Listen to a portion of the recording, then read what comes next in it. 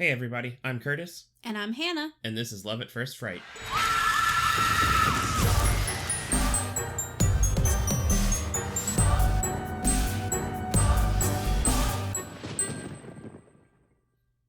It's been... I started to say it, and then I realized, and then I was going to say it, and we locked eyes, and you went with it. No, it has been really hot. So hot. I know I'm not saying anything new to, like, anybody if you live in the South where we live. Yeah. It's been just miserably hot. Yeah. It always gets hot in the summer. It's so humid here and everything, but this has been especially bad. And it is exhausting. Like, I just don't want to go outside for even to, like, check the mail. Like, I just don't want to do it. Yeah, like, because we go outside to go up the driveway, and by the time you come back in the house, you are drenched. Yeah, it's way too hot. Because it's just way too hot and humid. Yeah, yep. It makes being outside really a chore. Mm-hmm. We went to go see another movie last night, and it was...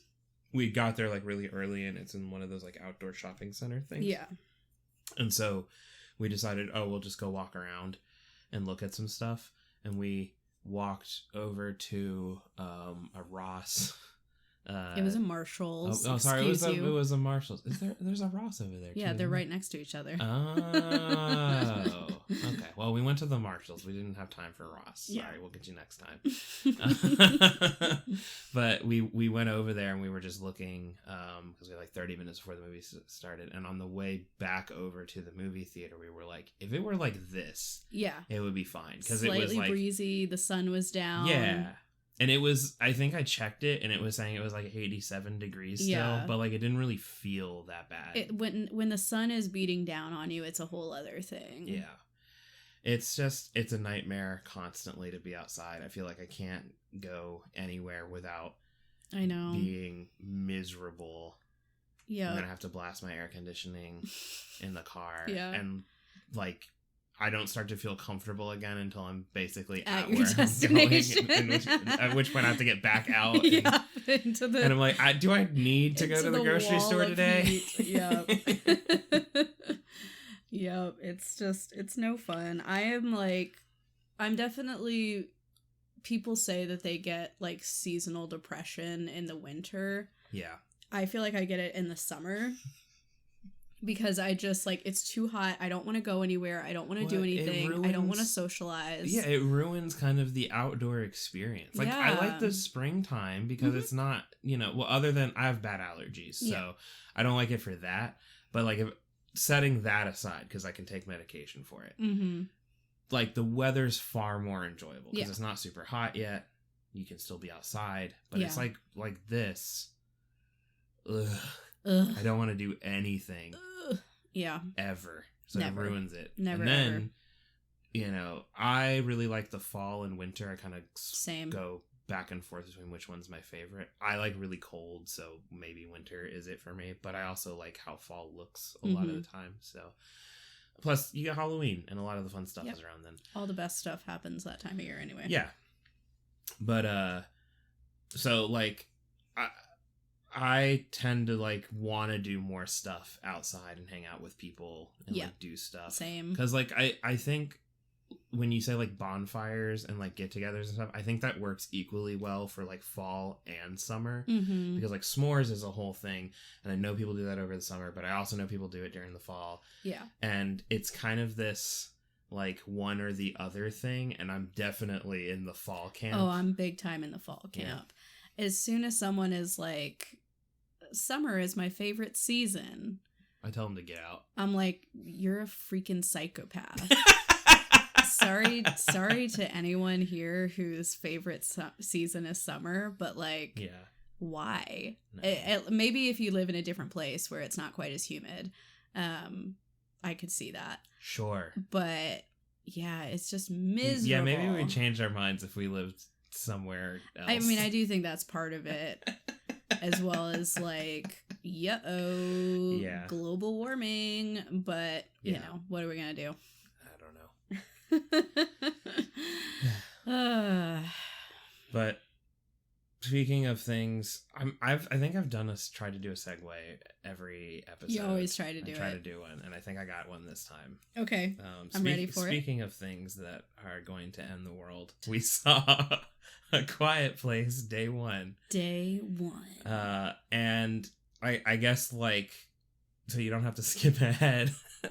We really liked this one. It was really, really good. I think we talked about last time that, like, because we went and saw it in the theater, that if the theater going experience was bad, we were going to talk about it. It wasn't. It was actually really good. It was so neutral. It was like, it was fine. It wasn't like overly packed, which was interesting. It wasn't dead either. It was like just a normal amount of people there to see a movie. Nobody was like opening weird, like their mail. Having a Zoom meeting, crafting a crown out of tinfoil. Yeah, like none of that was going on. It was fine. Activities they were doing.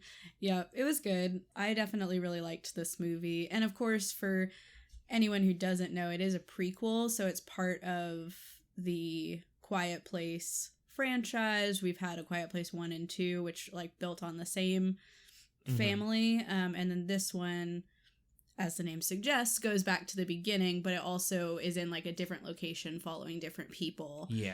So it really, aside from being set in the same universe, it doesn't have anything to do with the first two. There is movies. Like there is like one character crossover. Yeah. Or like a couple character crossovers, but like they're only important if you've seen. Yeah, you could see this one without having seen the other ones, and you'd probably be fine. Yeah. But yeah, I in general like the Quiet Place movies. I liked the first one better than the second one. Me too. But I appreciate them because, you know, it's a fun concept of the like, oh, you gotta be quiet or else they gonna get you. Yeah. But also I appreciated from the beginning of this franchise, and I think this one takes this to its, you know, to its greatest height, is that it's not just a horror movie, but it's also about like the interpersonal relationships of the characters. Yeah. And, you know, it's a character drama in addition to a horror movie. I also appreciate about these that they're not overly filled with, I think a thing that happens a lot in apocalypse movies, like, you know, with zombies or what have you, it doesn't really matter, but like where the real danger after a point stops being necessarily it's the other people that are still around. And they haven't done anything in these ones. They toy with that a little bit in a section of the sequel. Yeah. Because there is like a group that are like weird, like I guess you'd think of them as kind of like raiders or whatever. Yeah. But that's the only time they play with that concept. And every other time they actually kind of have a more hopeful view of humanity that like generally people will help each other. Yeah. Like it's almost constantly people like sacrificing either themselves or going out of their way to help others to like all get through this together. I think this movie, this one in particular, really showcases that. There's like one scene where it breaks bad, and like you could say, well, maybe it's not in that case, but also like I don't know what you would do. We'll cover it in a minute, but anyway, I'll get into some of the basics of it. So, of course, 2024 apocalyptic horror movie.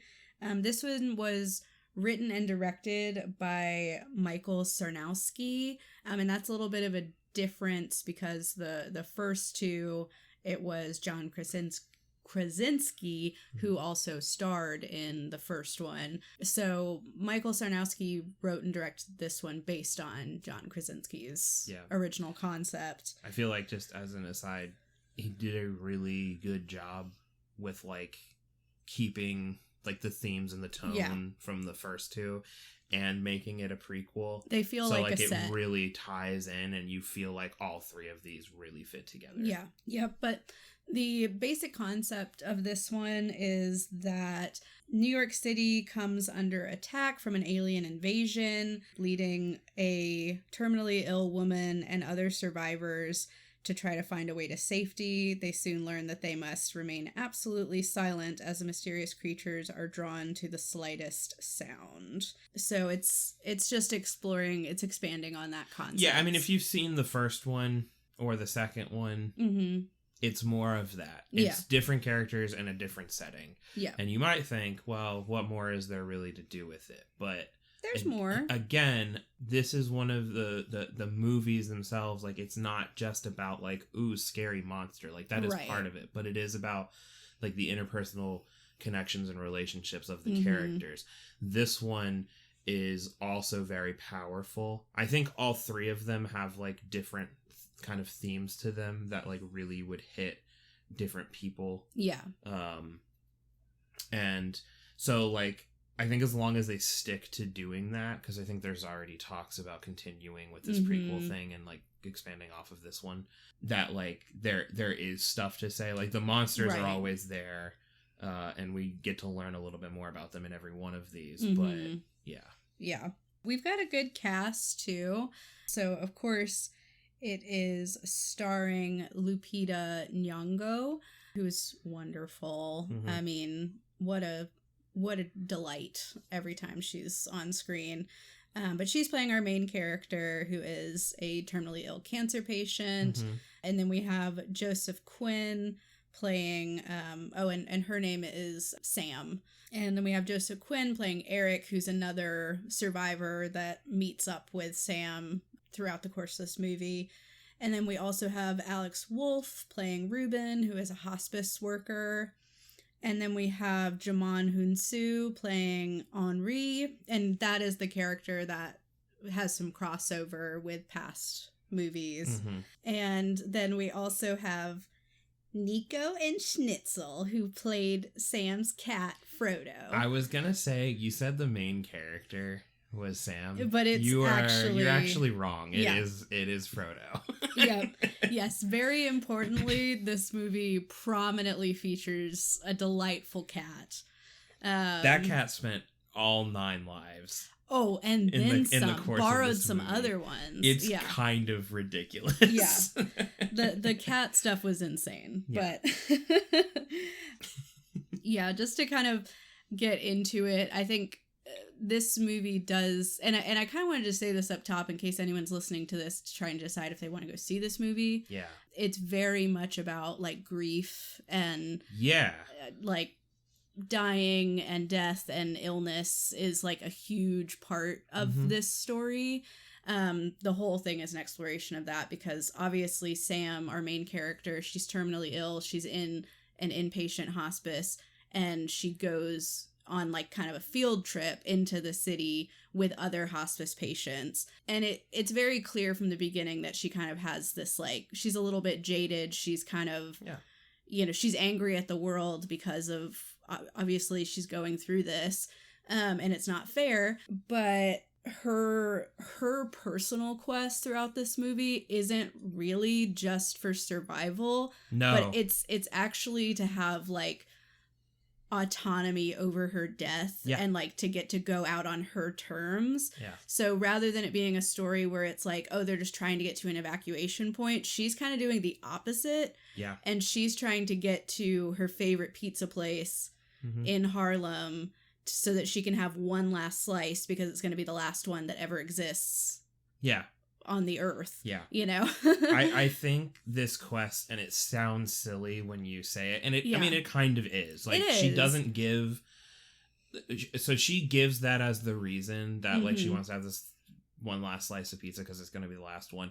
There is deeper, like, meaning behind it, but she doesn't really get into that until way later into the movie. And so you kind of read it as this, like, silly quest of, like, I mean, I get that you have terminal cancer, but, like, really, you're gonna go downtown to Harlem? But it ends up being this really powerful thing by the end of it, that, like, the final scene of the movie was just, like, it was very cool. It plays out in a way that you're like, that's badass.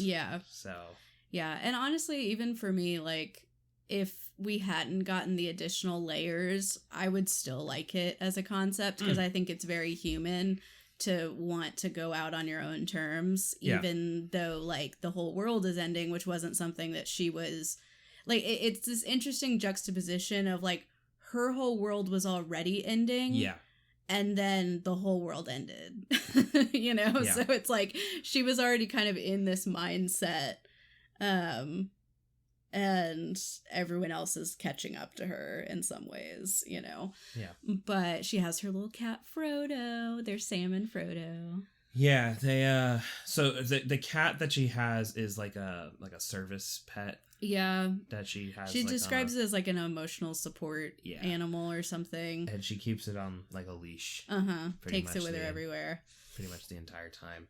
There are several points in the movie where the cat gets away from her. Right when the monsters kind of drop down from space.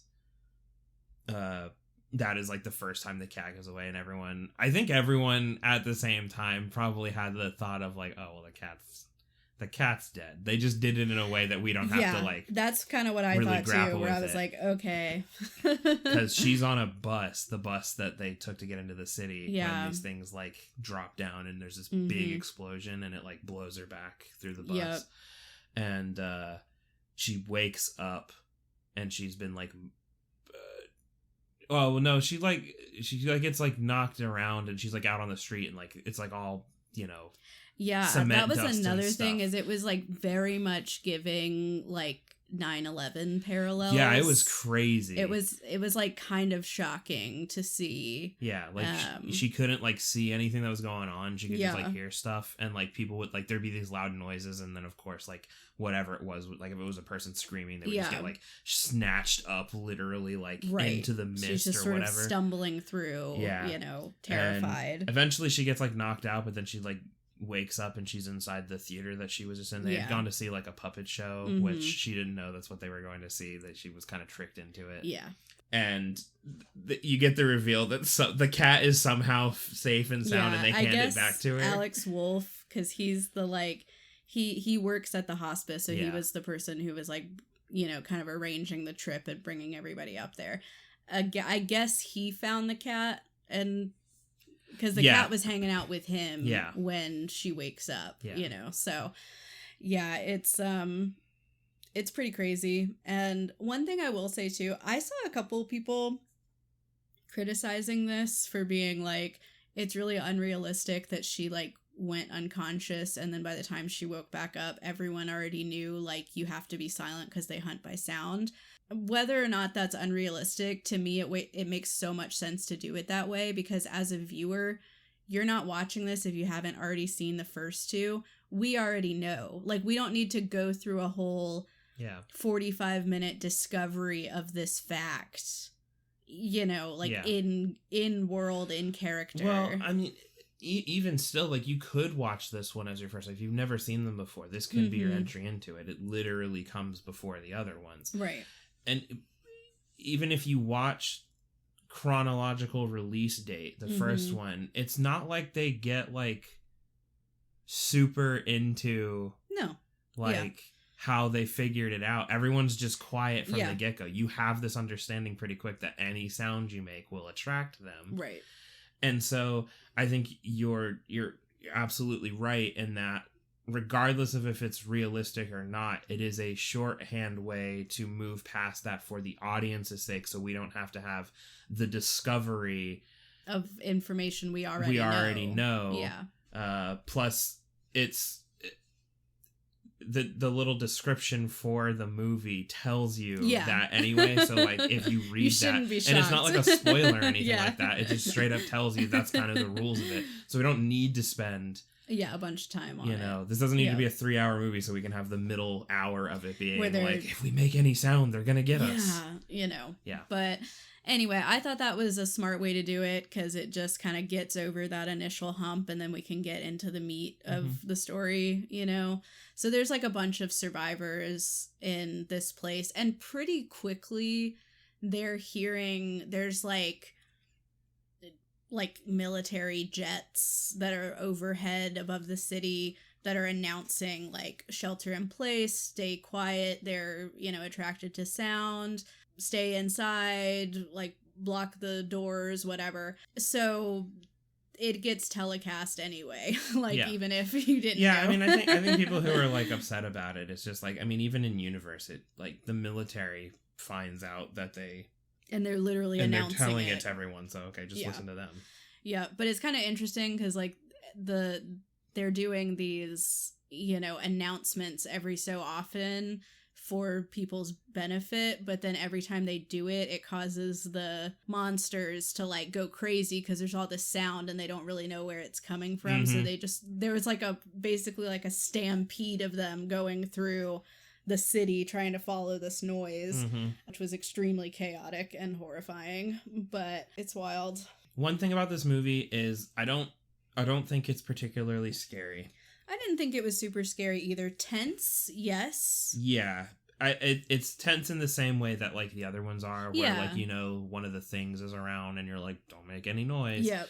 And, you know, as stuff happens, of course, they start making noise and the thing starts coming after them. There's a couple of like jump scary kind of moments. Scares. But other than that, it's not like really bloody. It's not, I just don't think it's like particularly scary, which is not a knock against it at all. I wouldn't say it's super intense scary. Honestly, to me, this movie was more moving than it was frightening, you know? Yeah.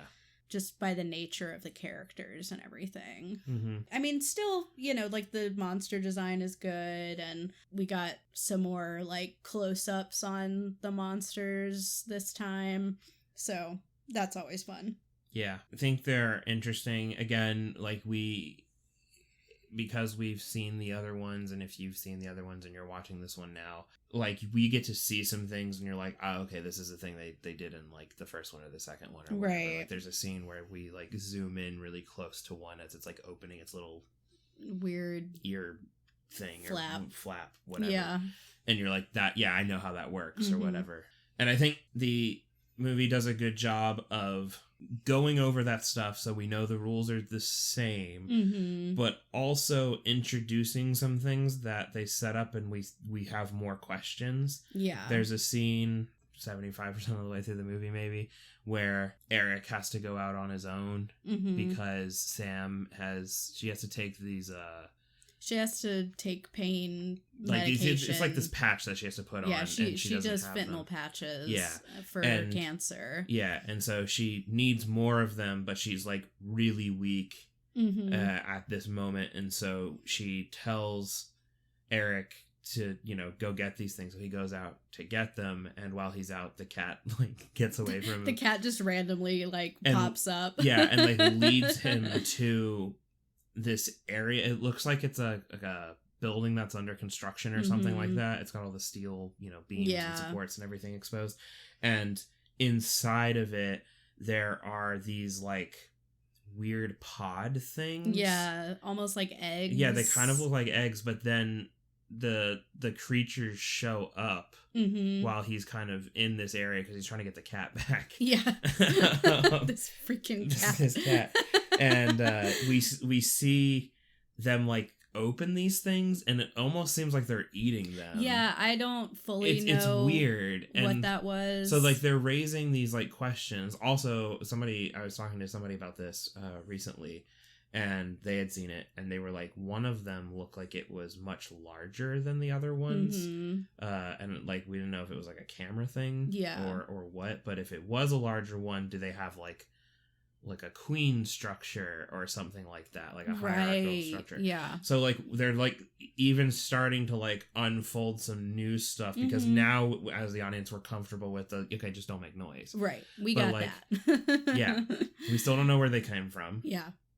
Or anything about or that. Like why or like why they're here, if they're like intelligent in that way, why they came here, other than they might just know we exist and want to eat us. Yeah. Kind of a thing, which is fine as a reason. I'm sure we're delicious. Yeah.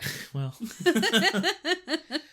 But yeah, no, I think it's a really cool way to kind of keep interest in it going. Yeah, I would agree. I think it's helpful to kind of continue to build, but at the same time, like I feel like again the monsters are kind of like the backdrop of this movie. Yeah. and the characters are the major story, you know? Yeah, the best scenes in the movie are easily when Sam and Eric are, like, connecting over, you know, their experiences. Yeah. There's a scene where after she meets Eric, he like, comes up from a subway that has been, like, flooded. And the cat has gotten away from Sam at this point and is just, like, standing on, like, the railing that goes down into the subway. And he, like, emerges and he sees the cat, and then he follows the cat over and finds Sam. And then he just keeps following Sam. He looks, like, completely shell-shocked. Yeah. And, like, he's lost and he doesn't know what to do. And she had figured out earlier, because there were these two kids that she had found when she initially left the theater, that running water, as long as you are quieter than the, like, ambient sound, they can't hear you. And so it had started to rain, and they were underneath one of those, like, scaffolding things that goes over the sidewalk, so it was, like, creating enough noise that she starts whispering to Eric, and basically is like, stop following me. You need to go that way to get out. I'm not going that way. Because they announce, like, evacuation points, so pretty much everybody is trying to go towards those. But again, she's on this mission to get her slice of pizza, so she's going against the grain of everyone else. But Eric is now following her. Yes, but anyway, they end up going to her old apartment or whatever, and getting in there, and there's this we start to discover that she was a poet. They allude to it at the very beginning, but she's written a very, like, bad poem that's very angry, and she's, like, making fun of the other people she's in hospice with, and because she doesn't want to do it and she hates everything. But she has a book in there, and he's, like, looking through it and seeing that, but it's raining and it's, like, storming really bad, so they use that to, like, cover Eric kicking the door down. And then they have this thing where obviously she's, like, frustrated and upset about everything, and she screams when the lightning and the thunder happens.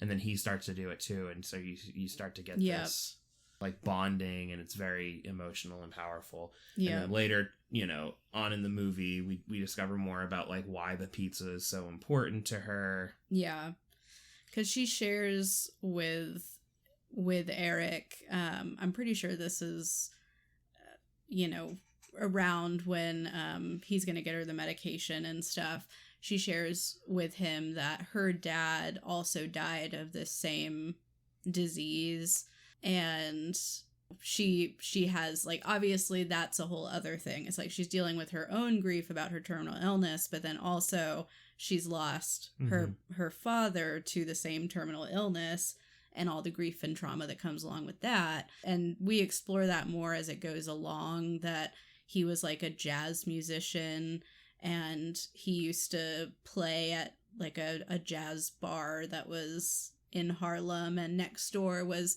the pizza place, Patsy's, that they would always go and get a slice. So it's like, it is about the pizza, but it's more about... it's more about what the pizza, like, symbolizes, right? Like, it's this connection to her dad and her younger self and those memories and everything, and, you know, that's the last of that she'll ever have. Exactly. You know, and the movie's just about them getting there, basically, and they do finally make it there, and when we finally see Patsy's, it's been blown out, like, it's torched and on fire. There's nothing salvageable it's from so there. It's so sad. And the bar that she was talking about is fine, basically. It's, like, across the street. So they fine. go in there, and she's kind of just hanging out, and Eric does this thing where he goes and he goes to he finds a different pizza place, and he goes in and he manages to find this, like, box of pizza that's like mostly still there. So he brings it back. And at that point it's probably, like, 3 days old. And just been sitting. Who knows? In the heat.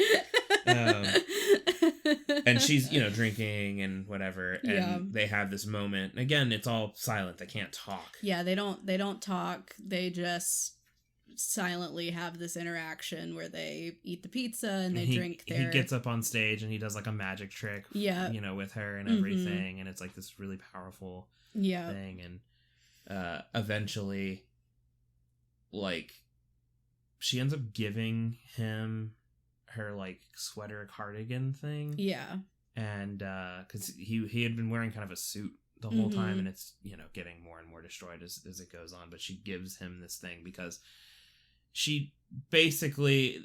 she's not going to leave the city. She doesn't want to do that. There's nothing really for her out there because, like, even existing in the city once this all kind of broke, it was a struggle for her to get, like, one dose of this medication. So she's not looking to do that. Plus, even if she got it, she's going to live out the rest of her days in fear of these things or whatever. So she's like, I'm not going to go. But she kind of resolves to make sure that Eric gets out. Yes. And then by extension also that Frodo gets out. Yes. She gives him her cardigan, and they make this plan because they see one of the last boats, these ferries evacuating, to, like, go down on the road that goes along the water and try to get him, you know, into the water. But unfortunately, all the creatures have been attracted by the noise, so they're, like, standing along the shore and, like, creeping down the road. They're like afraid of / can't swim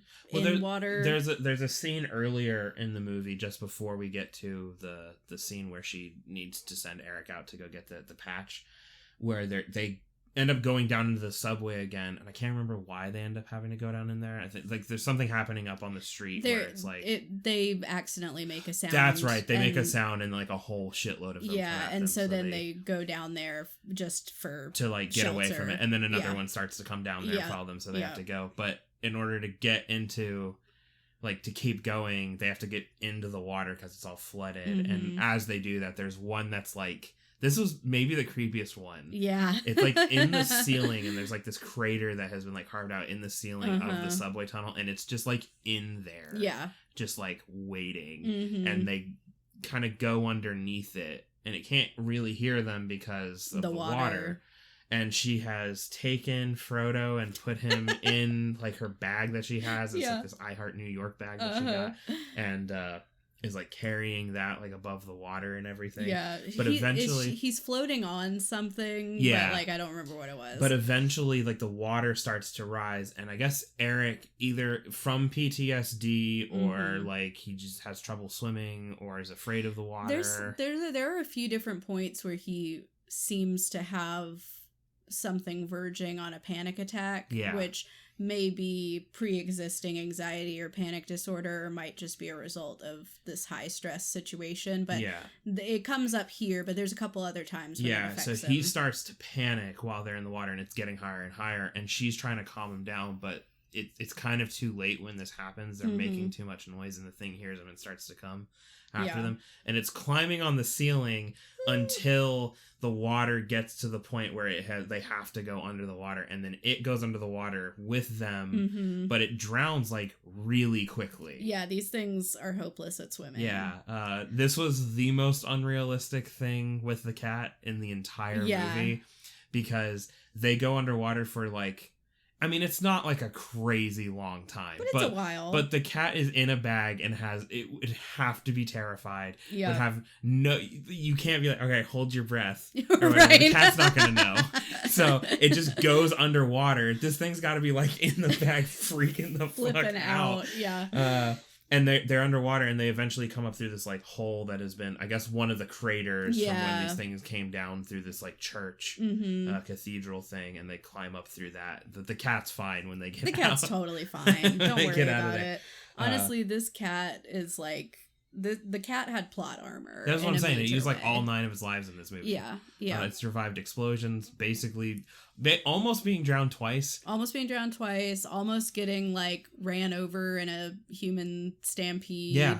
All sorts of stuff. Yeah, all sorts of crazy stuff. Yeah.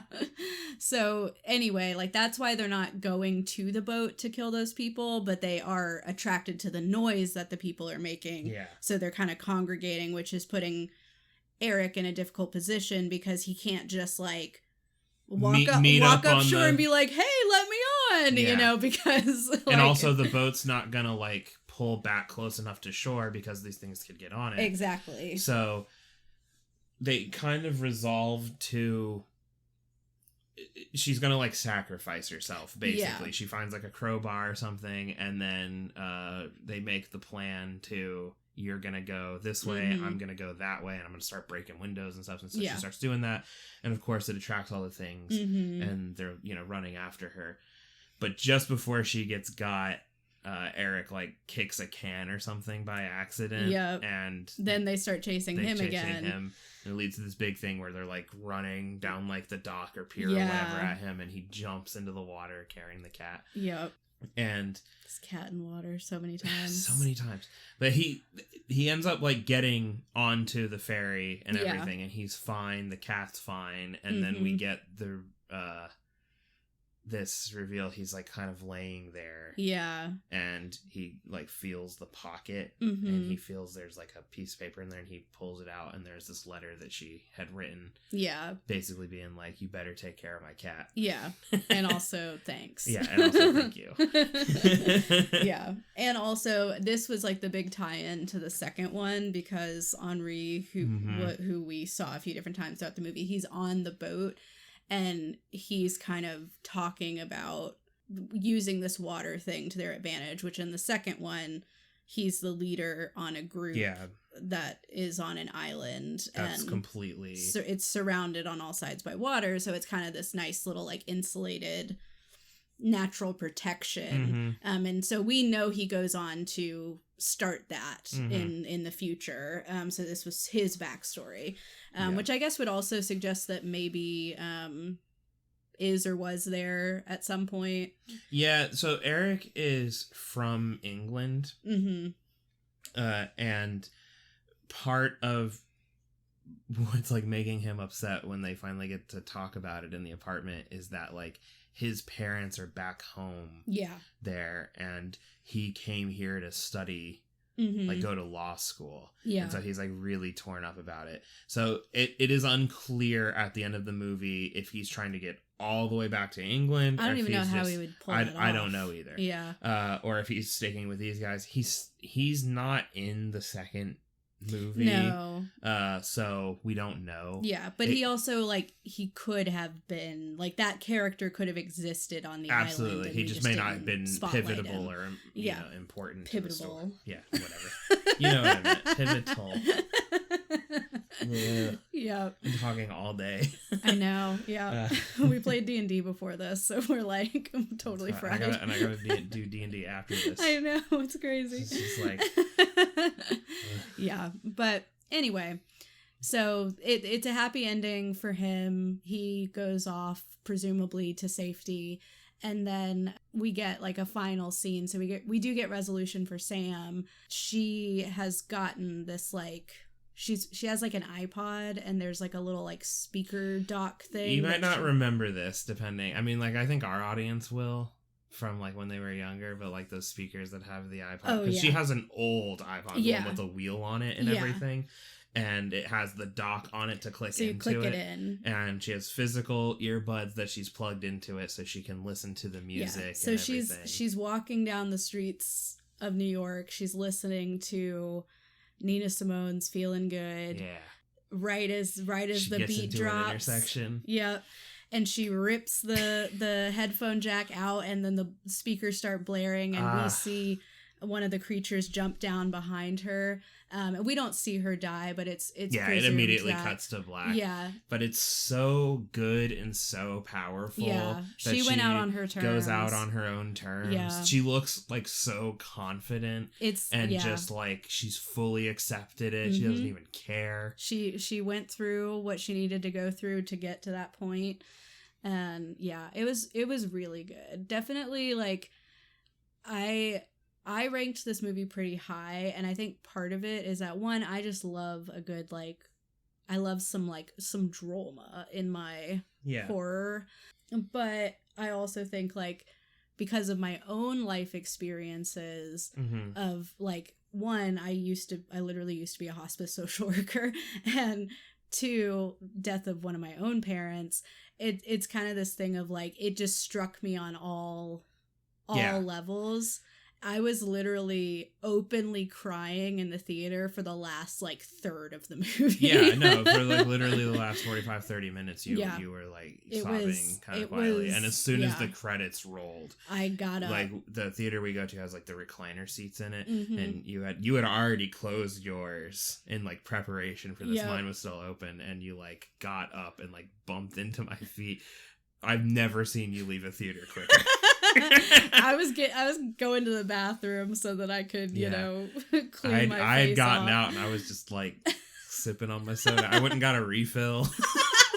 Meanwhile, I'm sitting on the bench, kind of kicking my feet, just like, that was a pretty good movie. Fighting for my life. Cutting back to you, just. You text me and you're like, a bunch of people just came in here, so I have to be quiet while I'm in here.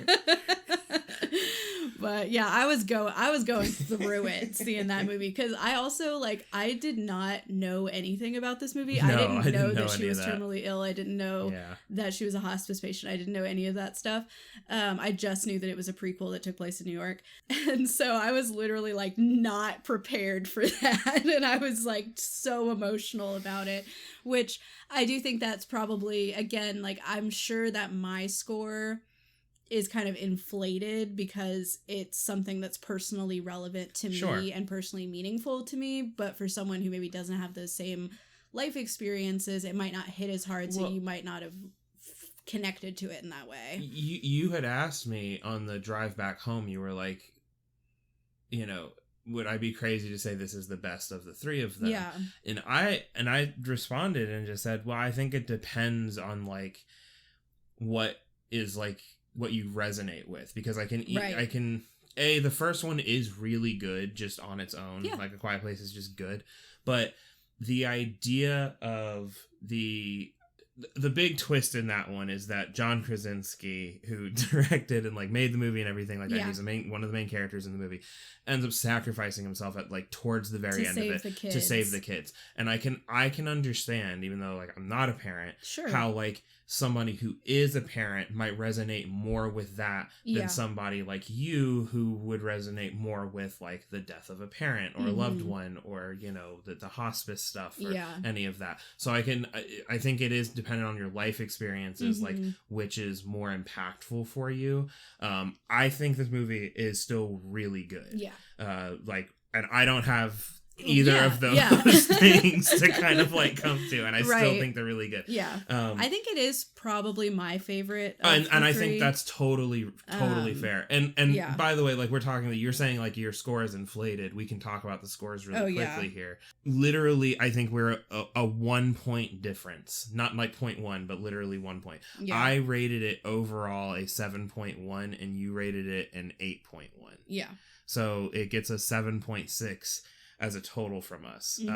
The biggest ding to it from both of us is the scares. Again, it's not very scary. I didn't find it to be super. I gave it a 6 with scares, but that was specifically because I was also including the like tension aspect. I think it did do a good job of creating those moments where like it's silent in the movie, the characters are being silent, and you find yourself like holding your breath because you're also like, oh shit, they're gonna find us, you know.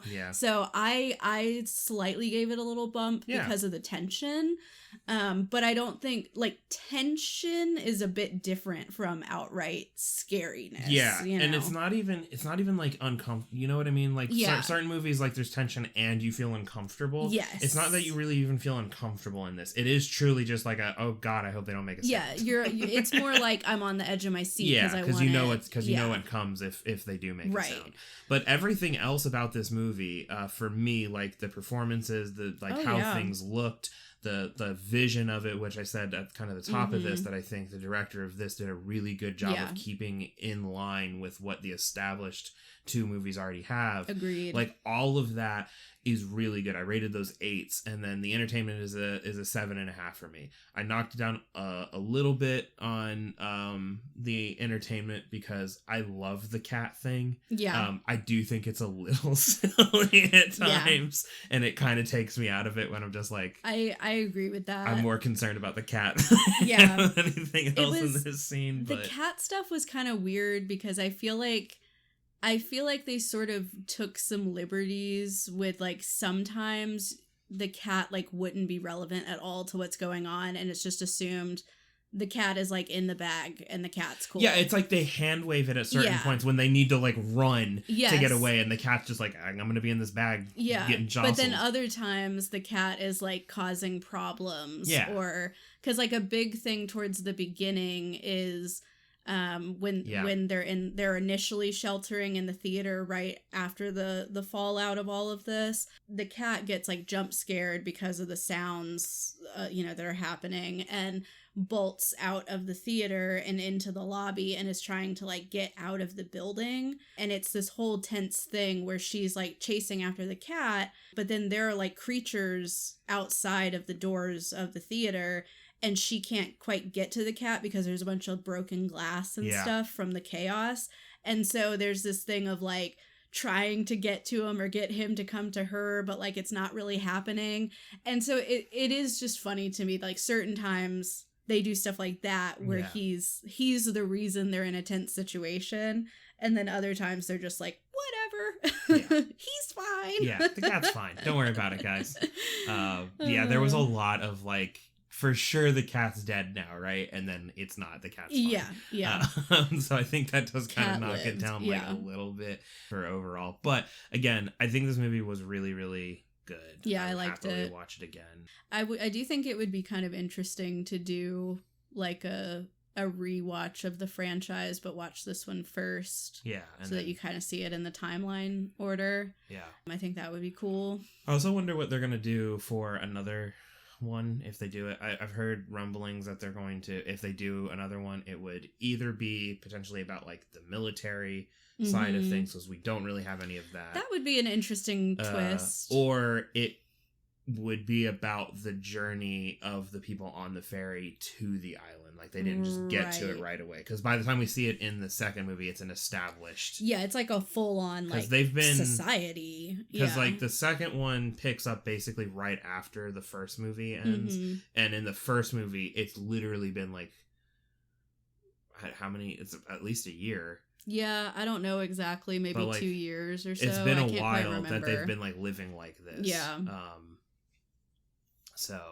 It would be interesting to see the military side of things, or even maybe like going internationally if they wanted to do another spotlight of like a different, group, just set it in a totally different location. It's also kind of interesting because anytime there's like post-apocalyptic stuff, I always think about the people who would like just by sheer bad luck and happenstance be so royally fucked because this happened. Like in particular, like imagine if you were like an astronaut and you were doing like you're in like your satellite or something. Yeah, in you're like on the ISS. Yeah.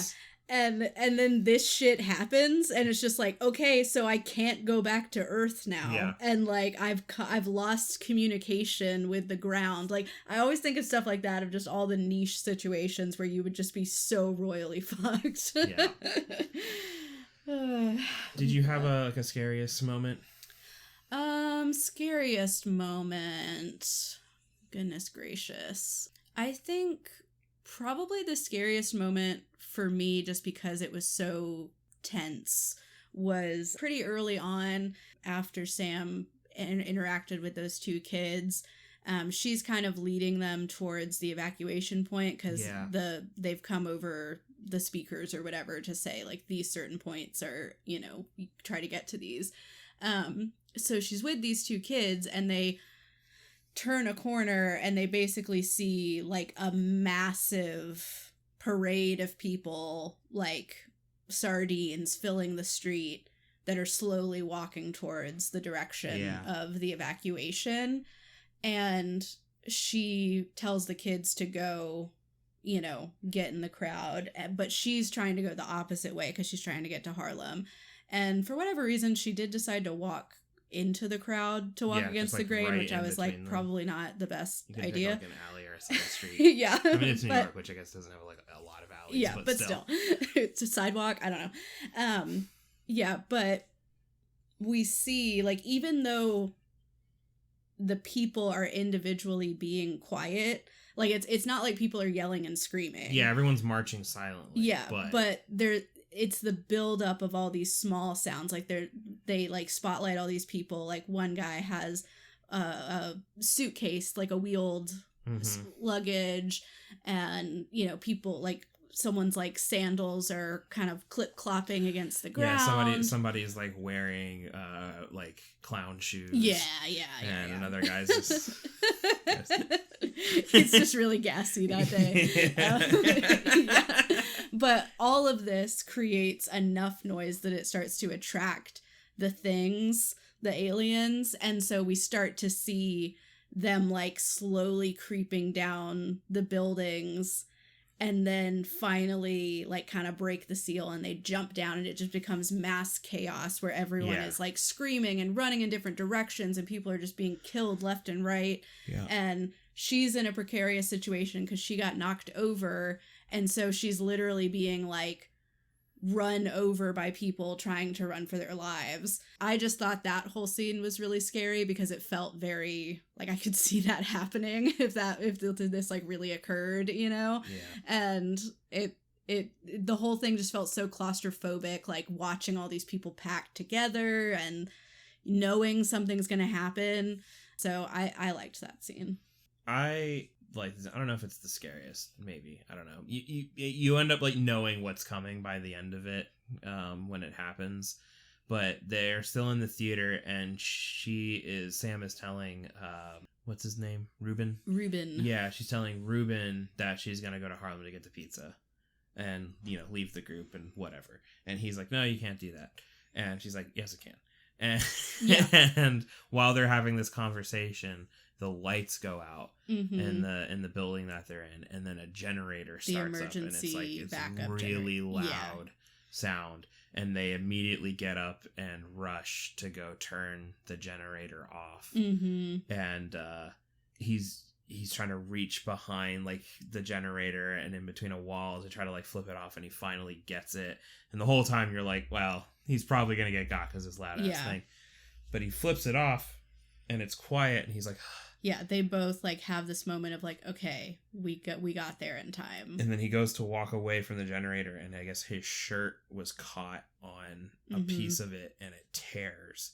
And when that happens, he just like, he stops, looks at it, looks up at Sam, and then we get this like shot from down kind of the back alley where she's standing, and one of the creatures just jumps across the alley and grabs him, sideswipes him, and just like takes him all the way across, and he's just done. Yep. So it's like, it's really fast, really quick. And again, Lupita Nyong'o is so good because she does this like kind of like start to scream, but then she like stifles it, and I was just like, ooh, she's so good at what she does. Yeah.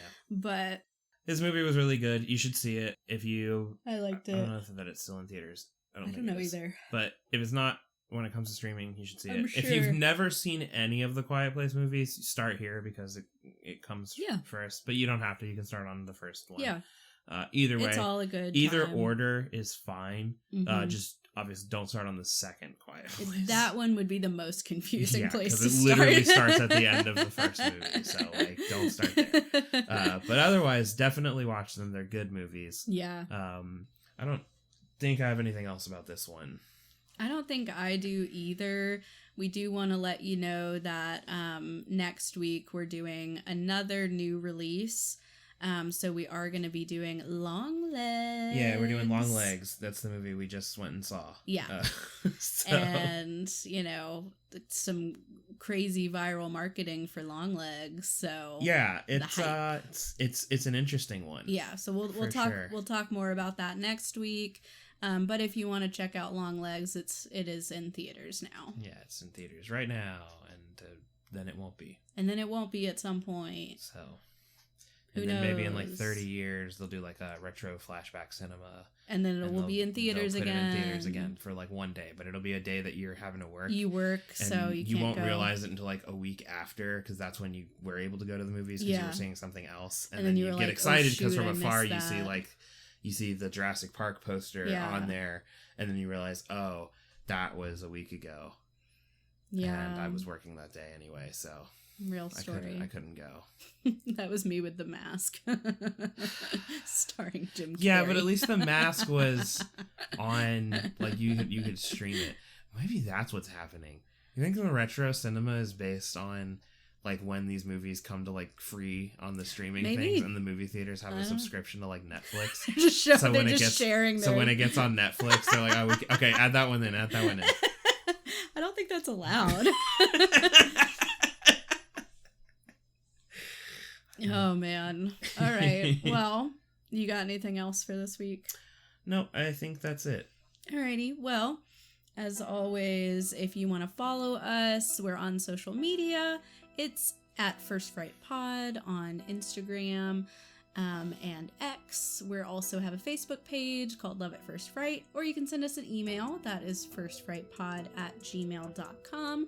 Feel free to send us your recommendations. We do schedule a few weeks out what we're gonna do, but we're always looking for things to add on to our schedule, so feel free to throw them our way. And this has happened on more than one occasion when people recommend something and we're like, we haven't like fully booked it yet. Yeah. I have been known to switch around we move the stuff entire up. Like production schedule around here to like fit something in because I get excited about it. Yeah.